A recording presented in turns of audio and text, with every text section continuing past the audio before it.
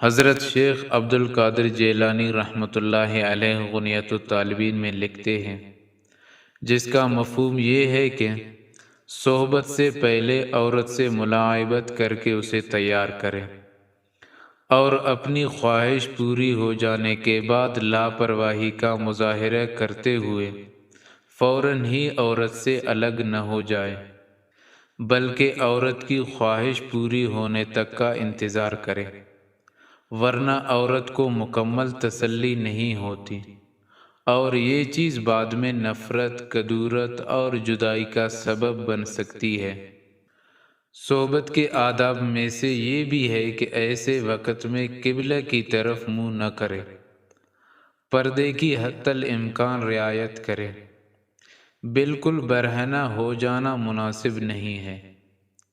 کسی اجنبی یہاں تک کہ کسی چھوٹے بچے کی نظر پڑنے کا بھی اندیشہ نہ ہو۔ صحبت کے وقت بسم اللہ پڑھ کر یہ دعا پڑھیں: اللہم جنبنا الشیطان وجنب الشیطان ما رزقتنا۔ دعاؤں کا اہتمام نہ کرنے سے شیطان صحبت میں شریک ہو جاتا ہے اور بچہ پر بھی شیطانی اثرات پڑتے ہیں۔ صحبت کے بعد کوشش کرے کہ غسل یا کم از کم استنجا اور وضو کر کے سوئے، اور یہ بھی آداب میں سے ہے کہ میاں بیوی کی آپس کی جو پوشیدہ اور راز کی باتیں ہوں، کسی اور سے ان کا تذکرہ نہ کریں، نہ مرد نہ عورت۔ یہ بے حیائی اور بے شرمی کی بات ہے۔